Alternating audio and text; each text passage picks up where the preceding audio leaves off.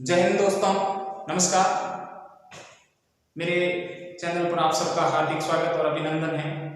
आज मैं आपके सामने भारतीय संविधान का एक बहुत ही महत्वपूर्ण विषय है, वो है विधानमंडल। क्या है? विधानमंडल। जिस प्रकार केंद्र के अंदर संसद होती है, ठीक वैसे ही राज्यों के अंदर विधानमंडल होता है। संसद के 3 अंग माने गए हैं: लोकसभा, राज्यसभा और राष्ट्रपति। तो विधानमंडल के भी 3 अंग माने गए हैं: विधानसभा, विधान परिषद और राज्यपाल। क्लियर? विधानमंडल का जो हमारे संविधान में प्रावधान है वो अनुच्छेद 168 से 212 तक है। विधानमंडल हमारे संविधान के कौन से भाग में? हमारे संविधान के टोटल 22 भाग है। उन 22 भाग में से जो भाग नंबर 6 है उसमें विधानमंडल का प्रावधान है। अगर अनुसूची की बात करें, मूल संविधान के अंदर 8 अनुसूचियां थी और वर्तमान में 12 अनुसूची हो गई है। तो जो विधानमंडल है वो 7वीं अनुसूची का विषय है। ठीक है। अब इसकी बात करें, गठन की बात करें, जो विधानसभा होती है, विधानसभा का गठन विधायकों के द्वारा होता है। और विधायक क्या कौन होते हैं? विधायक तो जो भारत का केंद्रीय चुनाव आयोग है वो अपने परिसीमांकन आयोग, ध्यान दें, परिसीमांकन आयोग क्या होता है? भारतवर्ष में जितने भी लोकसभा और विधानसभा के जो सदस्य चुनकर आते हैं उनका जो क्षेत्र होता है उनका निर्धारण करने का काम कौन करता है? केंद्रीय चुनाव आयोग करता है। लेकिन केंद्रीय चुनाव आयोग का एक और संबंधित संगठन है, वो है परिसीमांकन आयोग। परिसीमांकन आयोग का काम है लोकसभा और विधानसभा के क्षेत्रों का निर्धारण करना। तो ये विधानसभा के क्षेत्रों का निर्धारण कर हो जाता है। तो जो एक विधानसभा क्षेत्र है उससे जो चुन करके व्यक्ति आता है, इलेक्शन करके व्यक्ति आता है, इलेक्टेड होके, वो व्यक्ति कहलाता है विधायक। और ऐसे ही विधायकों का समूह मिलकर के क्या बनाता है? विधानसभा। क्लियर? विधानसभा के गठन का हमारे संविधान में वर्णन अनुच्छेद 168 के अंदर है।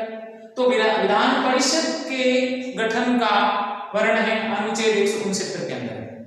अगर बात करें विधानसभा के सदस्यों की अधिकतम संख्या की बात करें तो हमारे संविधान में ये प्रावधान है कि किसी भी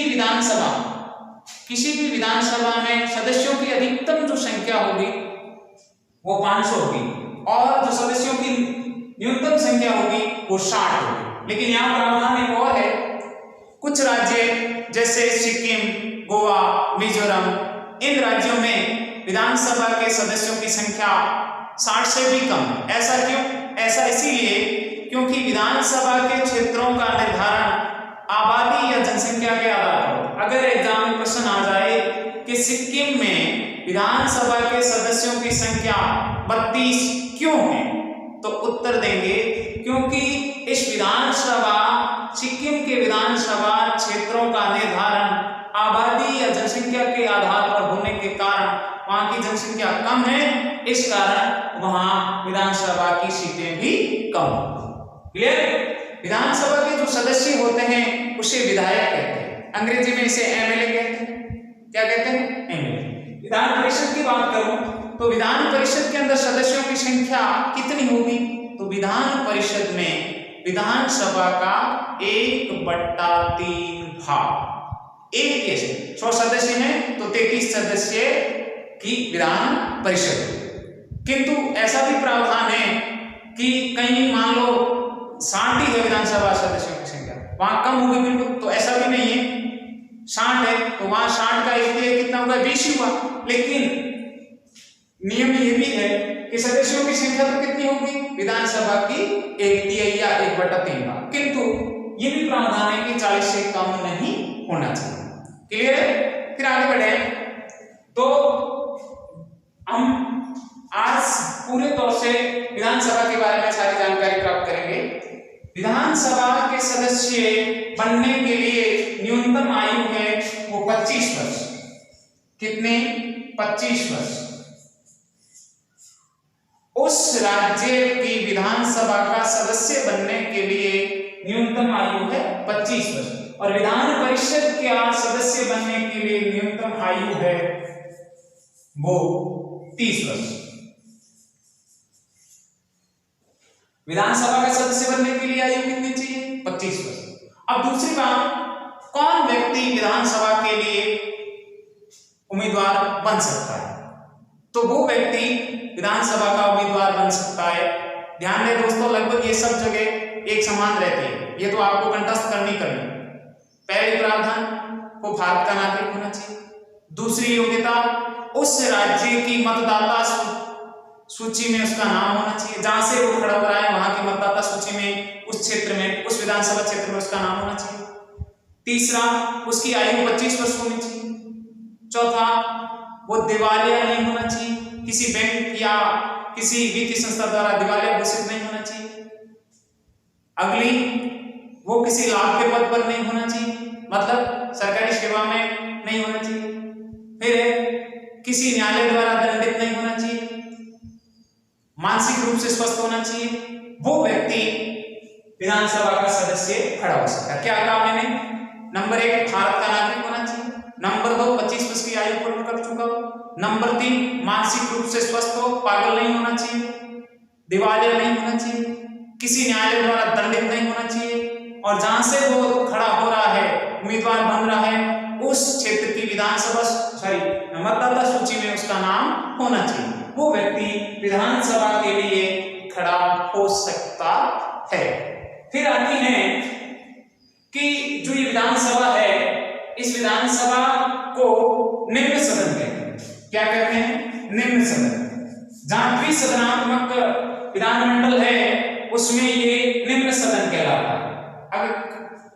निम्न सदन कहलाता है। भारत में 7 राज्य ऐसे हैं जहां पर विधान परिषद है। 7 राज्य ऐसे हैं जहां पर विधान परिषद है, किंतु जहां विधान परिषद नहीं है वहां तो निम्न सदन उच्च सदन ये एक ही है, लेकिन जहां विधान परिषद है वहां विधानसभा निम्न सदन और ये उच्च सदन कहलाता है। क्लियर है?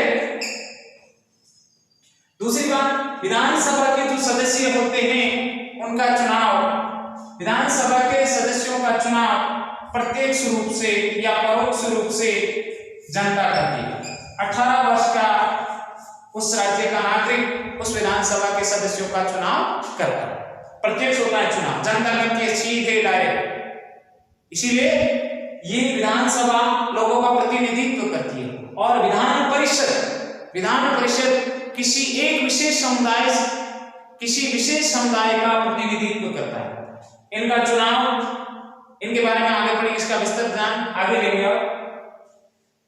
आगे बढ़े, विधानसभा के लिए जो विधानसभा है इसको अस्थायी सदन कहते हैं। अस्थायी विधानसभा एक अस्थायी सदन है।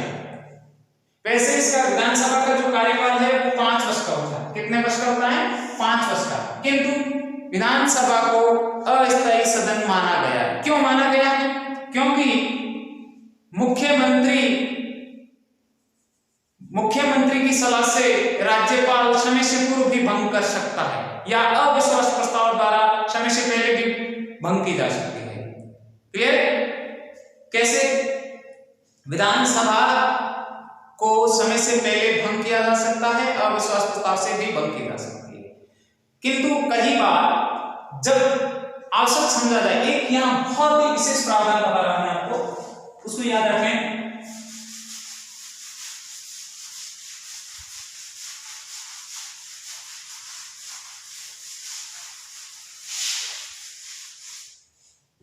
विधानसभा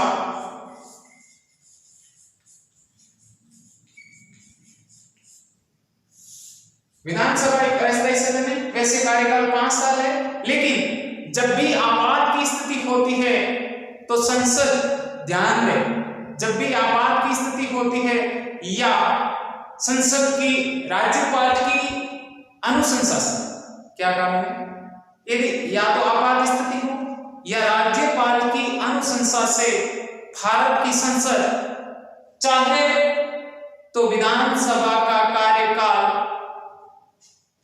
अधिकतम 1 वर्ष के लिए बढ़ा सकती है। कौन बढ़ाएगी? भारत की संसद। कितने समय के लिए? 1 वर्ष के लिए। और फिर वो आगे चाहे उनके बीच में 6 माह का अंतर भी होना चाहिए। फिर विधानसभा की और बात करूं तो जो विधानसभा होती है, तो विधानसभा के लिए हमारे संविधान में यह प्रावधान किया गया है कि जो विधानसभा के सदस्य चुनकर आते हैं, उन सदस्यों का पहली बार जब चुनाव होके वो विधानसभा के लिए आते हैं तो वो विधायक नहीं होते हैं।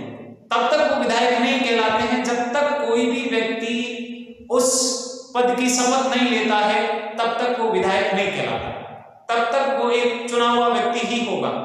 तो क्या प्रावधान है? प्रावधान ये है कि जब उन सदस्यों को पद की शपथ दिलाई जाए तो उन्हें पद की शपथ कौन दिलाता है? क्यों? क्योंकि जस्ट चुनाव हुए, चुनाव होने के बाद में अभी तक किसी ना तो कोई अध्यक्ष बना ना उपाध्यक्ष बना विधानसभा का। इसलिए क्या प्रावधान है? प्रावधान ये है कि जितने भी विधानसभा के सदस्य, उनमें से जो सबसे वयोवृद्ध व्यक्ति है, जो सबसे सीनियर व्यक्ति है, सबसे बुद्धिजीवी व्यक्ति है, उसको प्रोटेम स्पीकर बनाया जाता है। क्या बनाया जाता है? Pro tem speaker. ध्यान दें, प्रोटेम स्पीकर। स्पीकर कौन होता है? विधानसभा का अध्यक्ष होता है, परमानेंट अध्यक्ष होता है, उसे कहते हैं स्पीकर। और अस्थायी प्रथम बार जो सदस्यों को शपथ दिलाता है वो प्रोटेम स्पीकर। ध्यान दें, यहाँ बहुत ही बढ़िया प्रश्न बन रहा है, बहुत ही इंपॉर्टेंट। क्या बन रहा है कि विधानसभा की पहली बैठक आयोजित करवाता है प्रोटेम स्पीकर। नंबर 1, विधानसभा के सदस्यों को पद की शपथ दिलवाता है प्रोटेम स्पीकर। और प्रोटेम स्पीकर कौन होगा? वो विपक्ष का भी हो सकता है, पक्ष का भी हो सकता है। सबसे सीनियर आदमी होगा उसको बनाया जाए। जैसे वर्तमान राजस्थान की बात करूं मैं, तो जो 15वीं विधानसभा हुई है राजस्थान में, इस 15वीं विधानसभा के लिए प्रोटेम स्पीकर बनाए गए थे कौन? गुलाब चंद कटारिया। क्लियर? ध्यान दें, राजस्थान के जो मेरे जो साथी है वो ध्यान दें, राजस्थान में 15वीं विधानसभा के चुनाव हुए हैं। उन चुनाव में प्रोटेम स्पीकर गुलाब चंद कटारिया को बनाया गया। ठीक है, फिर बात करूं,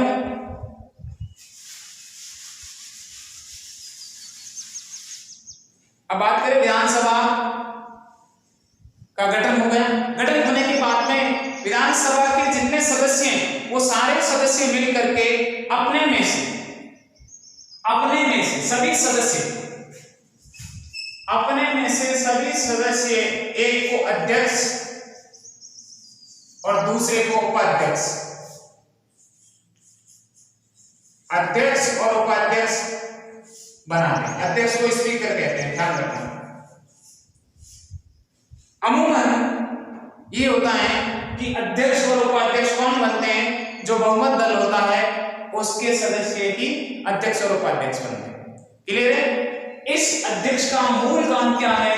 लोकसभा की कार्यवाही का आयोजन करवाना, उसकी व्यवस्था करवाने का काम विधानसभा के अध्यक्ष का होता है।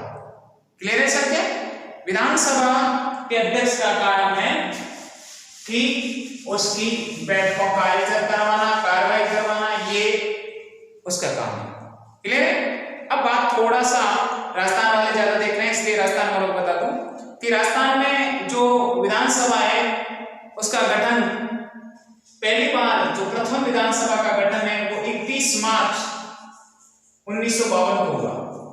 राजस्थान की पहली विधानसभा का गठन 31 मार्च 1952 को हुआ था और इसमें जो सदस्यों की संख्या थी वो 160 थी। क्लियर है? सदस्यों की संख्या थी वो 160 थी। आगे बढ़े तो अब बात करें, जो मैंने कहा था अध्यक्ष के संबंध में थोड़ी बातें कर लेते हैं। विधानसभा अध्यक्ष, विधानसभा का जो अध्यक्ष होता है वो विधानसभा और सचिवालय।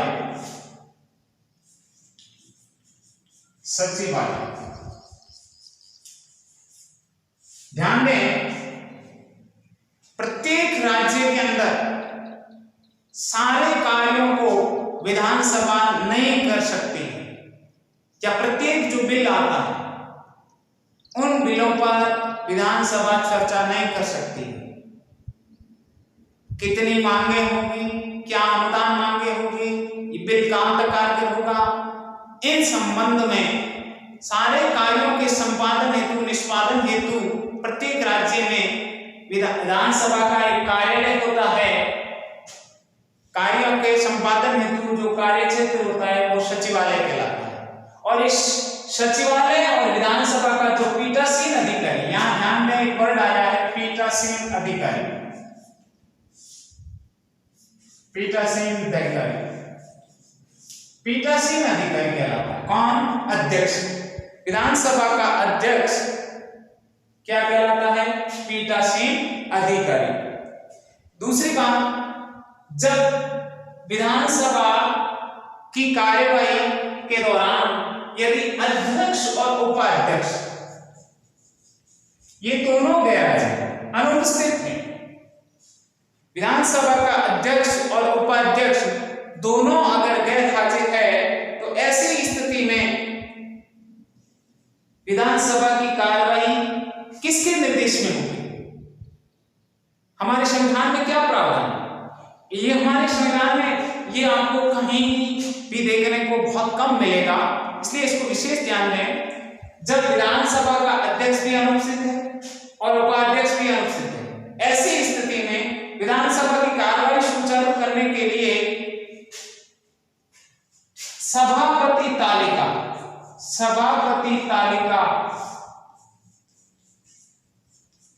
का कोई एक सदस्य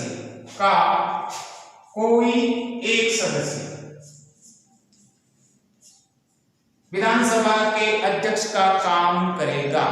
और मैं क्या कि जब भी विधानसभा से अध्यक्ष और उपाध्यक्ष अनुपस्थित है, ऐसी स्थिति में अध्यक्ष का कार्यभार कौन देखेगा? तो जो सभापति तालिका होती है उसका कोई भी एक मेंबर है वो विधानसभा के अध्यक्ष का काम संभालेगा। अब बात चली कि ये सभापति तालिका कौन तय करता है या होती क्या? तालिका तो सूची होती है, लेकिन ये क्या होता है, जब भी विधानसभा का सत्र चलता है, विधानसभा के सत्र के दौरान विधानसभा सत्र में अध्यक्ष सभापति तालिका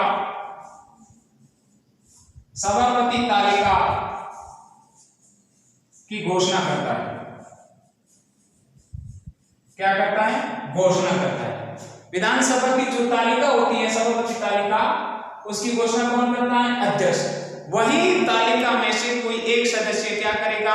इन दोनों की अनुपस्थिति में अध्यक्ष का कार्यभार देखेगा। क्लियर है सबके? अब बात करें कि जो विधानसभा है, इस विधानसभा के अंदर जैसे केंद्र के अंदर राष्ट्रपति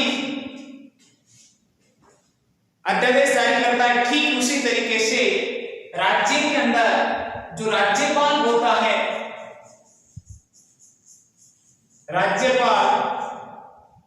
राज्यपाल होता है, इसके पास विधानसभा के सत्र आउट, एक वर्ड याद रखना, सत्र आउट की शक्ति।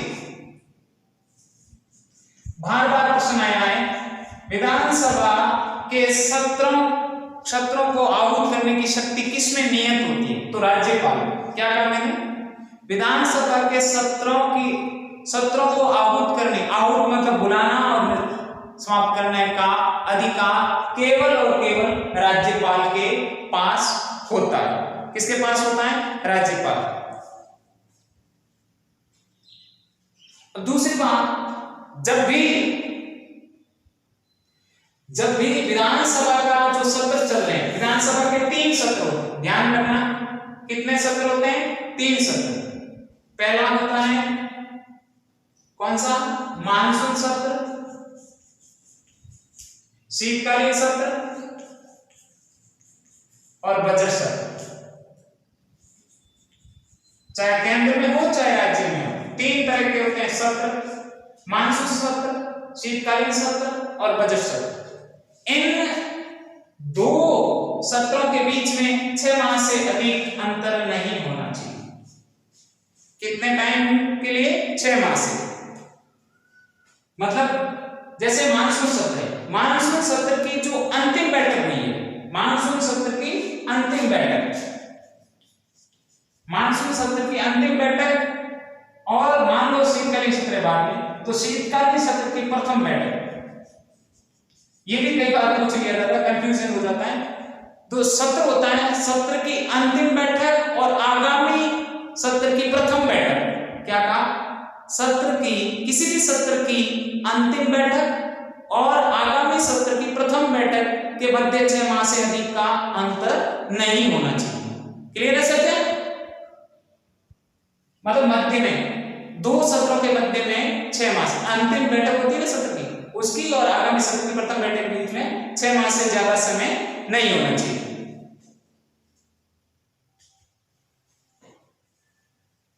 अब मान लो विधानसभा का गठन हो गया, ठीक है? विधानसभा के गठन के बाद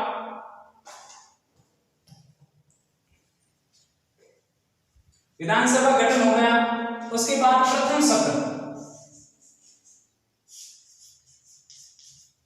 प्रथम सत्र और प्रत्येक वर्ष के प्रथम सत्र, प्रत्येक सत्र की प्रथम बैठक। ध्यान दें, बहुत ही इंपॉर्टेंट।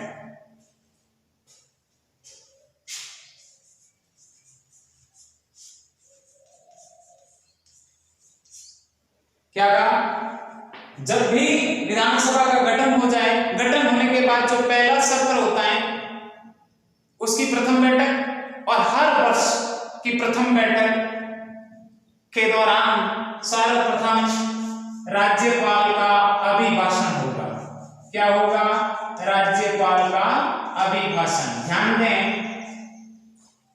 जब विधानसभा का गठन हो जाए, गठन होने के बाद जो प्रथम सत्र आयोजित किया जाता है, प्रथम सत्र की प्रथम बैठक, ऐसा नहीं है कि प्रथम सत्र हो गया उसकी 5वीं बैठक, नहीं।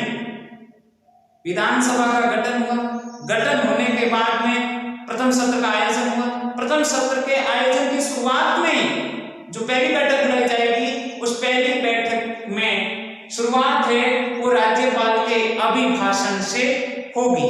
और दूसरा, प्रत्येक वर्ष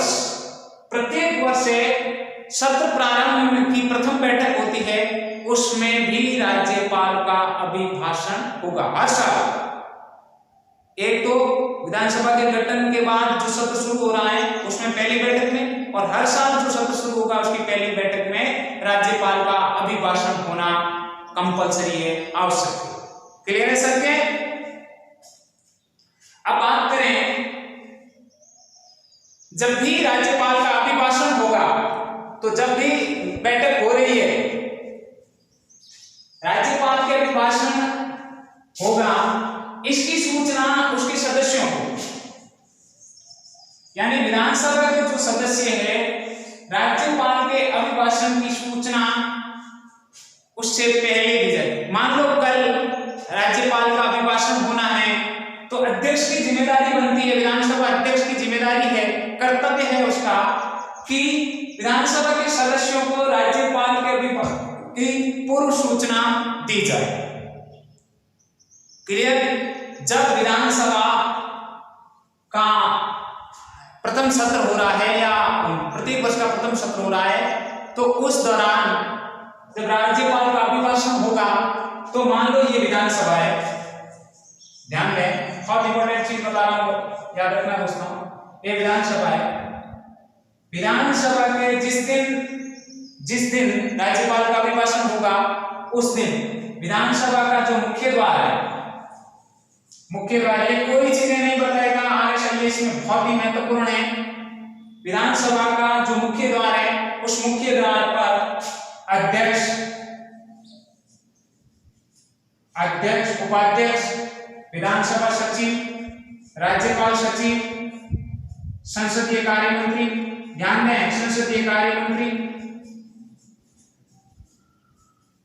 क्या कहा मैंने, ध्यान दें। कई बार ये प्रश्न पूछा गया है कि विधानसभा की राज्यपाल के अभिभाषण पर मुख्य द्वार पर राज्यपाल का स्वागत कौन करते हैं। तो विधानसभा का जो मुख्य द्वार है उस पर अभिभाषण के लिए जाने से पूर्व मुख्य द्वार पर विधानसभा का अध्यक्ष, विधानसभा का उपाध्यक्ष, विधानसभा का सचिव, राज्यपाल का सचिव, संसदीय कार्य मंत्री, ये क्या करते हैं, सचिवालय का प्रमुख सचिव, ये सभी क्या करते हैं, राज्यपाल का स्वागत करते हैं। यहां से राज्यपाल विधानसभा में गया, ठीक है, यहां से राज्यपाल विधानसभा की कार्यवाही में गया। मान लो ये विधानसभा है, यहां राज्यपाल आया, तो जैसे ही राज्यपाल विधानसभा में,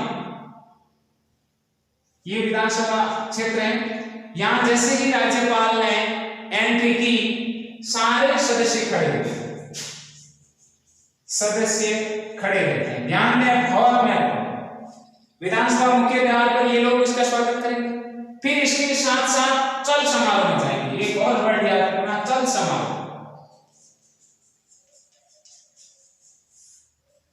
राज्यपाल के अभिभाषण के लिए विधानसभा में जाने के लिए कौन सा समारोह आयोजित किया जाता है, तो उसे कहते हैं चल समारोह।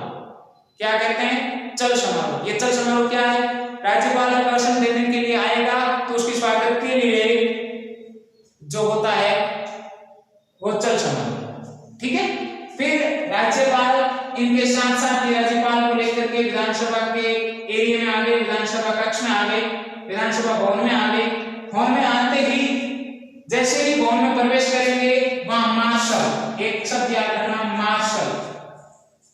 मार्शल होता है, वो क्या करेगा, राज्यपाल के आने की घोषणा करेगा। राज्यपाल के आने की घोषणा, ये प्रश्न बना कि विधानसभा में राज्यपाल के आने की घोषणा कौन करता है, मार्शल। कौन करता है, कौन होता है मार्शल, जो गार्ड टाइप खड़े रहते हैं ना, वो मार्शल। तो मुख्य मार्शल होता है, वो राज्यपाल के आने की घोषणा करेगा। जैसे ही मार्शल ने घोषणा की, सारे विधानसभा के सदस्य स्टैंड अप खड़े हो गए। जब तक खड़े रहेंगे जब तक राज्यपाल आसन ग्रहण नहीं करता है। राज्यपाल के आसन ग्रहण करने तक सारे विधानसभा के सदस्य, जितने भी विधायक होंगे, अधिकारी होंगे, सारे खड़े रहेंगे। क्या करेंगे, सारे सदस्य क्या रहेंगे, खड़े रहेंगे। क्लियर है सबके, ये नियम है। अब जैसे ही राज्यपाल आया, राज्यपाल के आने के बाद यहाँ क्या होगा, राज्यपाल आने के बाद राष्ट्रगान की धुन बजेगी। ध्यान दें, जैसे ही राष्ट्रगान की धुन बजेगी, राज्यपाल का अभिभाषण शुरू होगा। जैसे ही राष्ट्रगान की धुन बजेगी, राज्यपाल का अभिभाषण शुरू होगा, ठीक है।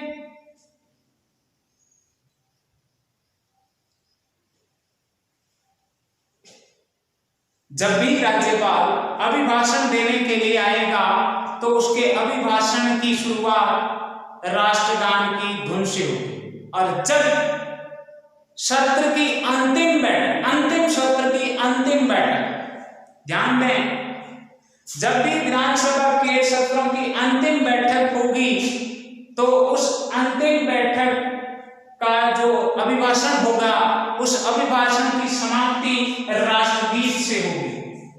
ध्यान दें, क्या कहा, ध्यान से सुन ले। हर वर्ष एक तो विधानसभा के गठन हुआ, उसकी सत्र की पहली बैठक में राज्यपाल अभिभाषण देगा। हर साल की पहली बैठक में राज्यपाल अभिभाषण देगा। राज्यपाल अभिभाषण देने के लिए विधानसभा में जाएगा तो मुख्य गेट पर अध्यक्ष, उपाध्यक्ष, सचिव, राज्यपाल सचिव, संसदीय कार्य मंत्री, सचिवालय प्रमुख, ये सारे लोग उनका स्वागत करेंगे, गेट पर खड़े रहेंगे। फिर राज्यपाल को चल समारोह के लिए ले जाया जाता है। जैसे ही राज्यपाल विधानसभा भवन में प्रवेश करता है तो मार्शल राज्यपाल के आने की घोषणा करेगा। जैसे ही मार्शल घोषणा करता है, सारे एमएलए खड़े हो जाते और जब तक खड़े रहेंगे, जब तक राज्यपाल है अपना पद ग्रहण, आसन ग्रहण नहीं करेगा। आसन ग्रहण करने के बाद राज्यपाल जैसे ही अपना अभिभाषण शुरू करेगा तो उसकी शुरुआत राष्ट्रगान से होगी, और जब अंतिम बैठक होगी, सत्र की अंतिम बैठक होगी, तो राज्यपाल के जो अंतिम बैठक है, अंतिम बैठक के अंदर, सत्र की अंतिम बैठक हो रही है, उसमें राज्यपाल के अभिभाषण की समाप्ति राष्ट्रगीत से। यहाँ ध्यान दें, राज्यपाल के अभिभाषण की शुरुआत तो किससे होती है? राष्ट्रगान की धुन से। और जब सत्र की अंतिम बैठक है, उसमें राज्यपाल के अभिभाषण की समाप्ति है, वो है राष्ट्रगीत से होती है। ये बातें आपको कोई नहीं बताएगा, 100% बता रहा हूं, कहीं नहीं मिलेगी आपको।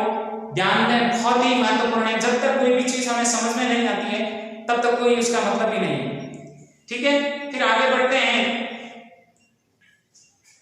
अब है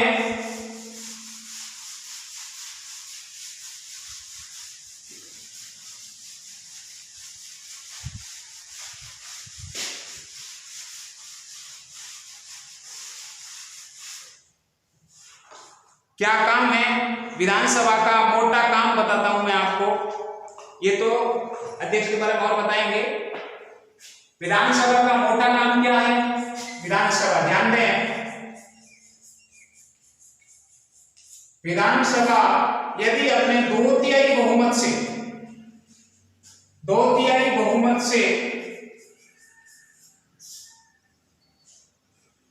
विधानसभा 2/3 बहुमत से किसी विधेयक को पारित करके संसद के पास ये अनुशंसा के लिए भेजें कि उक्त राज्य में विधान परिषद के गठन की आवश्यकता है या भंग करने की आवश्यकता है, तो संसद उस राज्य में विधानसभा का गठन भी कर सकती, विधान परिषद का गठन भी कर सकती है, और जहां विधान परिषद है वहां भंग भी कर सकती है। लेकिन विधानसभा का 2/3 बहुमत से वो बिल पास होना जरूरी है। ध्यान दें, मूल रूप से हम जानते हैं एक वर्ड आता है विधेयक। क्या है? विधेयक।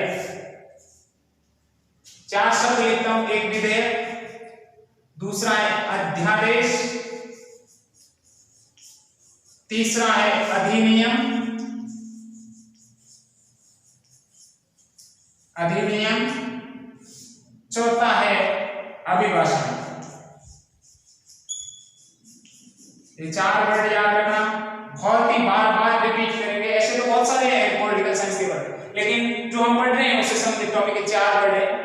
विधेयक, कानूनों का प्रस्ताव, कानूनों का प्रस्ताव क्या कहलाता है? विधेयक कहलाता है। क्या कहलाता है? विधेयक। जब भी कोई कानून बनेगा, इससे पूर्व संसद या विधानसभा के पटल पर जो रखा जाता है वो कहलाता है विधेयक। क्लियर है? जब इस विधेयक को साधारण बहुमत या 2/3 बहुमत द्वारा केंद्र में संसद, राज्य में विधानमंडल पारित करती है, केंद्र में राष्ट्रपति साइन कर देता है और राज्य में राज्यपाल साइन कर देता है, तो वही विधेयक क्या बन जाता है? कानून बन जाता है, अनुबंध बन जाता है, आर्टिकल बन जाता है, एक्ट बन जाता है। क्या? विधेयक, किसी भी विधेयक को संसद या विधानमंडल द्वारा साधारण बहुमत या 2/3 बहुमत से पास कर दिया जाए और राष्ट्रपति और राज्यपाल उस पर अपनी स्वीकृति की मोहर लगा दे, तो वो विधेयक क्या बन जाता है? अधिनियम बन जाता है। क्लियर है सबके? फिर आता है अध्यादेश। जब भी संसद की कार्यवाही नहीं हो रही है तो राष्ट्रपति जो प्रस्ताव पारित करता है वो अध्यादेश कहलाता है। क्या कहलाता है? अध्यादेश। जब भी संसद की कार्यवाही नहीं हो रही है और कानून की आवश्यकता है, ऐसी स्थिति में जो राष्ट्रपति आदेश जारी करता है वो कहलाता है अध्यादेश। ये 6 माह के लिए वैलिड होता है और जब संसद की कार्यवाही शुरू हो जाती है तो इसे संसद या तो कानून बना सकती है सकती है। ठीक है, अभिभाषण राज्यपाल द्वारा। ठीक है, ये याद रखना बहुत जरूरी है। अब बात करें विधेयक की, तो विधेयक मूल रूप से दो प्रकार का होता है। कितने प्रकार का होता है विधेयक? दो प्रकार का। एक होता है साधारण और दूसरा होता है वित्त या धन। ध्यान दें, विधेयक दो तरह का होता है, साधारण विधेयक और वित्त या धन विधेयक। साधारण विधेयक और वित्त या धन विधेयक, जहां द्विसदनात्मक विधानमंडल होता है, जहां द्विसदनात्मक विधानमंडल होता है, वहां धन विधेयक या वित्त विधेयक केवल और केवल विधानसभा में ही लाया जाएगा।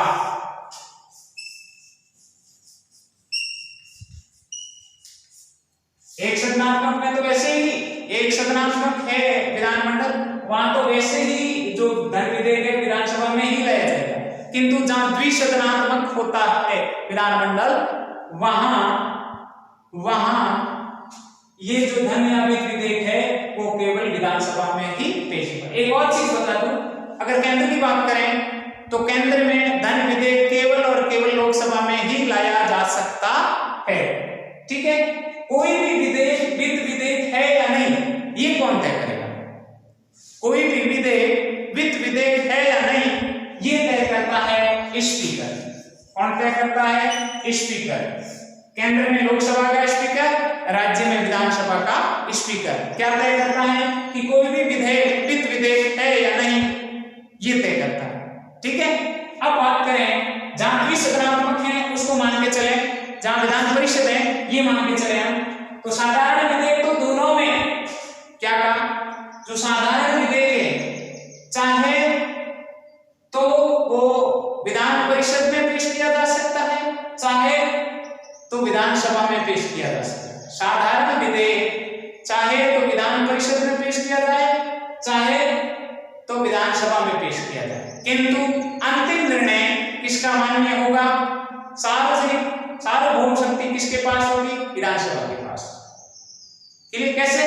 जैसे साधारण विधेयक में क्या होता है, साधारण विधेयक में किसी विधेयक को, जैसे मान लो पहली बार साधारण विधेयक है, कौन लेके आया साधारण विधेयक को? ध्यान, एक और चीज, हाँ पहले बता देता हूं, साधारण विधेयक है विधान परिषद में भी लाया जा सकता है और विधानसभा में भी लाया, केंद्र में चाहे तो लोकसभा में चाहे तो राज्यसभा, कहीं भी लाया जा सकता है। अब लाता कौन है? साधारण विधेयक को विधानसभा के सदस्य, विधान परिषद के सदस्य और गैर सदस्य भी ला सकते हैं। ध्यान रखें, गैर विधेयक होते हैं ना, जो उनके विधानमंडल के सदस्य भी नहीं है, वो भी ला सकते हैं। ठीक है, तो साधारण विधेयक को विधानसभा, विधानमंडल के सदस्य और गैर भी ला सकते हैं, किंतु वित्त या धन विधेयक को केवल और केवल शासक या मंत्री ही ला सकते हैं। शासक मतलब मंत्री, मंत्री ही ला सकते हैं इसको, वित्त विधेयक। क्लियर है? अब बात करूं साधारण विधेयक है, साधारण विधेयक को मान लो विधानसभा में पहली बार पेश हुआ, किसमें पेश हुआ पहली बार? विधानसभा में। साधारण विधेयक पहली बार विधानसभा में आया, ठीक है, विधानसभा ने इसको पास करके, विधानसभा ने साधारण विधेयक को बहुमत से पास करके भेज दिया विधान परिषद के पास में। किसके पास में भेज दिया? विधान परिषद के पास में। किसके पास भेज दिया? विधान परिषद के पास में। और विधान परिषद क्या करेगी? पहली बार 3 माह के लिए साधारण विधेयक को रोके रख सकती है। क्या कहा? साधारण विधेयक विधानसभा के सामने प्रस्तुत किया, विधानसभा ने बहुमत के द्वारा पास करके विधान परिषद के पास भेजा। इसने बहुमत या द्वितीय बहुमत या उपस्थित सदस्यों के द्वितीय बहुमत, ठीक है, उपस्थित सदस्य ध्यान रखना, उपस्थित सदस्यों का बहुमत, यहाँ हाजिर है उसी का मतलब है। विधानसभा ने किसी साधारण विधेयक को बहुमत या दो के बहुमत से पास करके परिषद के पास भेजा। विधान परिषद उस विधेयक को पहली बार 3 माह के लिए रोके रख सकती है। फिर मान लो इसमें कुछ नियम बने हुए, क्या कोई साधारण विधेयक था, उस पर विधान परिषद में चर्चा हुई और कहा कि यार विधानसभा ने ये जो नियम बनाए हैं वो सही नहीं है, इसको चेंज करना चाहिए। इसके लिए उन्होंने विधानसभा के पास इस बिल को वापस भेजा। ठीक है, विधानसभा चाहे तो उसमें परिवर्तन करे, चाहे तो नहीं करे। ये केंद्र है, यहाँ आप लोकसभा और राज्यसभा मान के चले। ठीक है, विधानसभा ने किसी विधेयक को पास करके विधान परिषद के पास भेजा। विधान परिषद ने उस पर चर्चा की और कुछ बिंदुओं में बदलाव की आवश्यकता समझी तो पुनः भेजा विधानसभा के पास में। विधानसभा चाहे क्या कहा, विधानसभा चाहे तो उस बिंदुओं को हटा भी सकती है, चाहे तो नहीं। जैसा विधान परिषद के पास से आया वैसा ही ये वापस भी लौटा सकती है। ठीक है, फिर दूसरी बात, उस विधेयक को 1 माह के लिए, कितने माह के लिए, 1 माह। ये समझना बहुत जरूरी है दोस्तों। विधानसभा ने साधारण विधेयक को पास करके विधान परिषद के पास भेजा। विधान परिषद ने 3 महीने रोके रखा। ठीक है, चर्चा की और बदलाव की आवश्यकता समझी, पुनः विधानसभा के पास भेजा। विधानसभा चाहे तो उसमें संशोधन करे, चाहे तो नहीं करे, ये उसका खुद का अधिकार है। विधानसभा ने उस बिल को वापस से विधान परिषद के पास भेजा। विधान परिषद उस पर चर्चा करे, इसके लिए 1 माह का टाइम है। 1 माह तक रोके तब तक तो ठीक। 1 माह का जैसे ही समय पूरा हुआ, वो साधारण विधेयक, वो बिल, अंग्रेजी में बिल बोलते हैं, वो बिल ऑटोमेटिक पास माना जाए। भले इसके पास पड़ा रहे, इसने पास किया या ना किया कोई मतलब नहीं, तो सार्वभौमिक अधिकार विधानसभा के पास हुआ। ये उस पर अगर पास कर देगी तो उसकी इज्जत बच जाएगी, नहीं पास करेगी तो 1 माह बाद दूसरी बार, पहली बार 3 माह और दूसरी बार उसी विधेयक को 1 माह तक रोक सकती है। फिर उसके बाद इसको पास करना ही होता, नहीं करती है तो वो पास माना जाता है। फिर ये यहाँ से किसके पास जाता है, राज्यपाल के पास। ठीक है, राज्यपाल के पास भी वही प्रावधान है। राज्यपाल चाहे तो डायरेक्ट विधानसभा के पास भेजे, चाहे तो विधान परिषद के पास भेजे। ठीक है, क्योंकि राज्यपाल इसके पास तो भेज के करेगा क्या, क्योंकि इसको तो बदलाव का अधिकार ही नहीं है। तो राज्यपाल सीधे से किसके पास भेजेगा, विधान परिषद के पास। कहेगा कि इस बिलों के अंदर संशोधन होना चाहिए। जैसे मैं बताऊं आपको, जब प्रणब दा भारत के राष्ट्रपति थे तो लगभग 45 विधेयकों को उन्होंने वापस लोकसभा के पास भेजा था और लोकसभा ने उसमें संशोधन भी किया था, तो ये जरूरी भी है। ठीक है, तो राज्यपाल के पास भी 2 मौके हैं साधारण विधेयकों में। पहली बार राज्यपाल ने किसी विधेयक को विधानसभा के पास भेजा, विधानसभा चाहे तो परिवर्तन करे, चाहे तो नहीं करे, फिर वापस राज्यपाल के पास भेजा। राज्यपाल कहेगा नहीं परिवर्तन होना चाहिए, वापस भेजेगा। दूसरी बार इसके पास गया और जैसे ही दूसरी बार इसके पास जाएगा ऑटोमेटिक पास माना जाएगा, तीसरी बार ऑटोमेटिक पास माना जाएगा। ठीक है, उसको साइन करने ही करने, क्लियर। किंतु जो ये तो थी अधिकतम विधान परिषद साधारण विधेयक को अधिकतम 4 माह तक रोके रख सकती है। पहली बार 3 माह, दूसरी बार 1 माह। धन विधेयक की बात करें तो धन विधेयक पहली बार किसमें पेश होगा, विधानसभा में पेश होगा। विधानसभा ने 2/3 ध्यान दें, 2/3 बहुमत से क्लियर है, उसमें तो कहीं बहुमत से और कहीं 2/3 बहुमत से, दोनों फिक्स होता है साधारण में। लेकिन धन विधेयक के अंदर एक प्रावधान है कि किसी धन विधेयक को 2/3 बहुमत से उपस्थित सदस्यों का 2/3 बहुमत, हाजिर जितने भी है। वैसे तो जैसे राजस्थान में 200 की सीटें विधानसभा की, अब हाजिर मान लो 150 ही है तो 150 का 2/3 ना कि 200 का। ठीक है, तो उपस्थित सदस्यों के 2/3 बहुमत से विधानसभा ने धन विधेयक को पास किया। ये 14 दिन तक उसको रोके रख सकती है।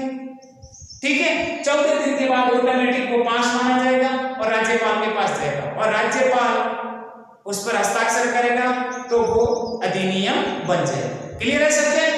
आशा करता हूं आपको ये कानून निर्माण की प्रक्रिया समझ में आ गई होगी। ये तरीका होता है किसी बिल को पास करने का। ठीक है, फिर वो विधेयक किसी भी बिल को इस प्रकार से पास करते हैं। दूसरी बात, अगर बात करूं मैं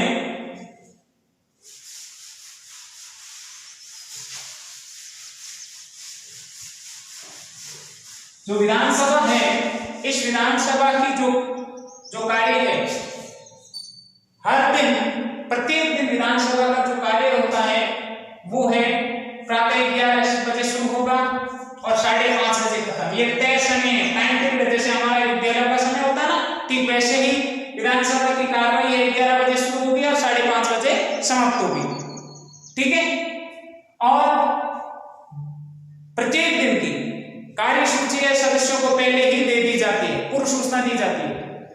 आज क्या काम होना है इसकी जो सूचना है, इस क्या क्या काम है सदन को पहले ही बता दिया जाता है। ठीक है, प्रत्येक दिन की जो कार्य सूची है सदन के सदस्यों को पहले ही बता दी जाती है। ध्यान रखना, 11 बजे शुरू और 5:30 बजे खत्म हो जाती है। फिर है, अगर बात करें विधानसभा का जो कार्य है उसका संपादन कहाँ होता है, तो सचिवालय में होता है। कहाँ होता है? सचिवालय में होता है। विधानसभा है कार्यपालिका। कार्यपालिका कौन? कार्यपालिका यानी सरकार। मुख्यमंत्री, कार्यपालिका का मतलब क्या है? मुख्यमंत्री और उसकी मंत्री परिषद। ठीक है, मुख्यमंत्री और उसकी मंत्री परिषद, मुख्यमंत्री और उसकी मंत्री परिषद, ये किसमें आती है? कार्यपालिका। और विधानसभा क्या है? विधायिका है। क्या है? विधायिका। ठीक है, कार्यपालिका पर विधानसभा कैसे नियंत्रण? विधानसभा कार्यपालिका पर नियंत्रण कैसे रखती है? समितियों के माध्यम से। प्रश्न आया था आरएस में कि विधानसभा किसके माध्यम से कार्यपालिका पर नियंत्रण रखती है? तो विधानसभा समितियों के माध्यम से, विभिन्न समितियां होती हैं, उसके माध्यम से कार्यपालिका पर नियंत्रण। ध्यान दें, किस पर नियंत्रण? कार्यपालिका पर। कौन नियंत्रण करती है? विधानसभा। किसके माध्यम से? समितियों के माध्यम। अब ये समिति क्या है? तो विधानसभा के पास बहुत सारा कार्य और विधानसभा के कार्यवाही हमेशा होती भी नहीं है, और जब कार्यवाही होती है तो प्रत्येक बिंदु पर चर्चा नहीं होती। इसीलिए विधानसभा के कार्यों के निष्पादन हेतु समितियों का गठन किया गया है और उस समितियों के माध्यम से विधानसभा कार्यपालिका पर नियंत्रण रखती है। ठीक है, फिर है आगे है, ज्यादा हो जाएगा, बहुत सारा है। आशा करता हूं कि जो आज का टॉपिक है वो आपके लिए काफी कारगर साबित हुआ होगा। मेरे इस प्रयास को ज्यादा से ज्यादा अपने दोस्तों, अपने रिश्तेदारों, ज्यादा से ज्यादा जो प्रतियोगी परीक्षाओं की तैयारी कर रहे हैं या राजनीतिक विज्ञान से संबंध रखने वाले विद्यार्थियों के पास ज्यादा से ज्यादा भेजें।